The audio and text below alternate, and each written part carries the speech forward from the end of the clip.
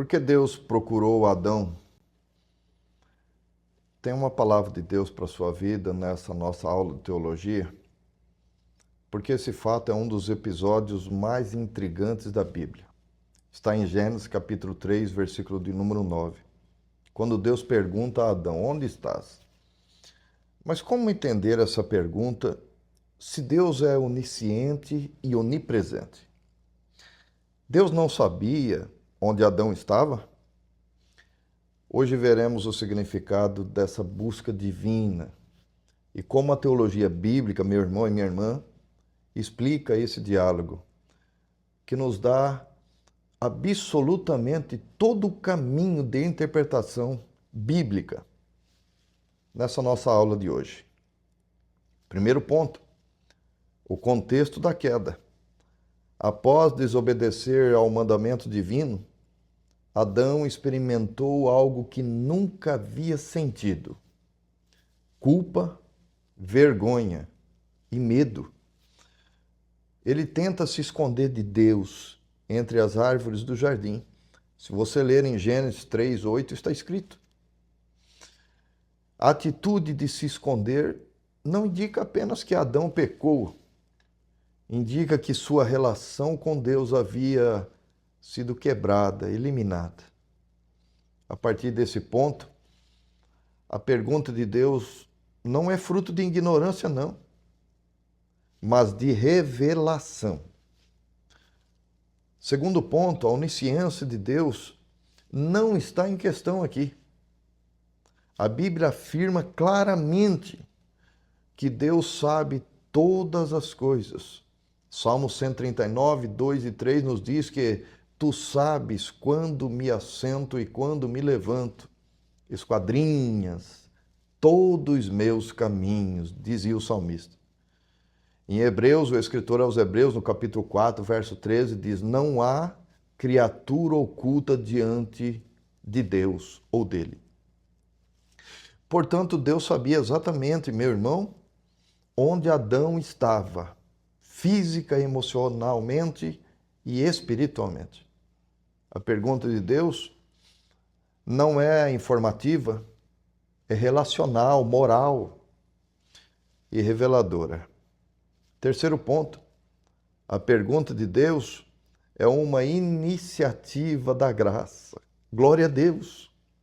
A verdadeira teologia cristã destaca que Deus continua sendo o primeiro a buscar o homem, mesmo após a sua queda.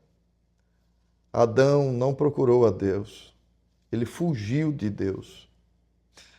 Mas Deus desce ao jardim e o chama. Isso revela o caráter de Deus, um Deus que toma a iniciativa da redenção. Esse é o padrão bíblico, o verdadeiro caminho da interpretação correta das Escrituras Sagradas. Primeiro ponto, Deus busca Abraão, está lá em Gênesis capítulo 12. Segundo, Deus busca Moisés, Êxodo 3. Deus busca Israel, em Deuteronômio 7, 7 e o versículo 8. E em quarto lugar, Jesus declara que veio buscar e salvar o que se havia perdido. Lucas capítulo 19 e o versículo 10. A pergunta: onde estás, que dizia Deus, é o primeiro ato histórico da graça divina em favor da humanidade. Quarto ponto, preste muita atenção, meu irmão. A pergunta é para Adão e não para Deus. Deus busca Adão com um propósito pedagógico. Levar o homem a conhecer a sua condição era o propósito de Deus. É como um pai que encontra o filho escondido e então pergunta: onde você está? Note, meu irmão, não porque não sabia aonde estava que foi lhe feita a pergunta. Era para que o filho admitisse onde se colocou. A pergunta leva Adão a refletir: onde eu estou espiritualmente? O que eu fiz? Por que eu me escondo? Em vez de acusação imediata, Deus inicia com convocação.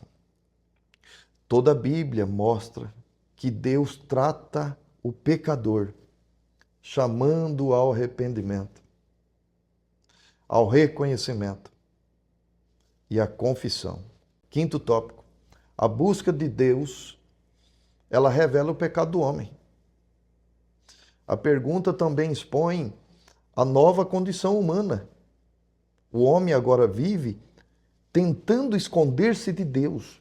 Isso está em Provérbios 28:13, que diz assim: o que esconde suas transgressões, jamais prosperará.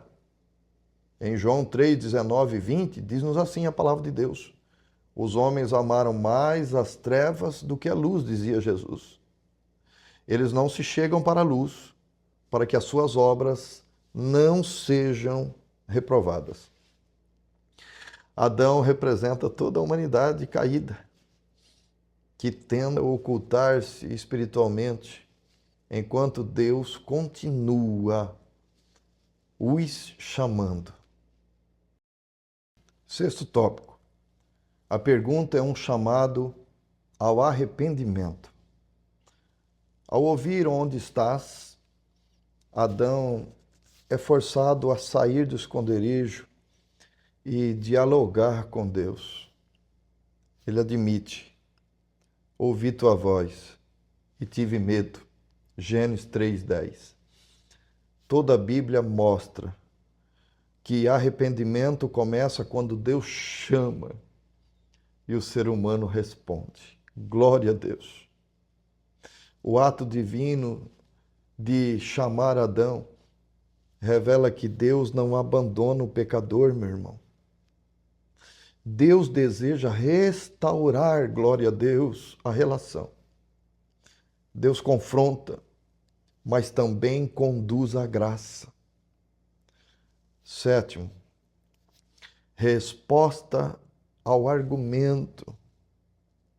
Se Deus sabe tudo, por que então pergunta? A primeira resposta, para manifestar sua justiça. Deus não condena sem diálogo, meu irmão. Ele estabeleceu que o homem deve reconhecer a sua responsabilidade. Assim como Jesus pergunta ao cego, você se lembra? Lá em Marcos 10:51, ele diz assim: que queres que eu te faça? Embora ele soubesse da necessidade daquele homem, Deus pergunta a Adão para torná-lo consciente do seu próprio estado. Segunda resposta, para ensinar princípios eternos. O texto não serve apenas a Adão, mas serve a toda a humanidade, serve para nós. Toda pessoa caída precisa ouvir a pergunta divina que ecoa ao longo dos séculos.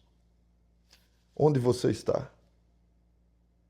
Em que posição você mesmo colocou a sua alma?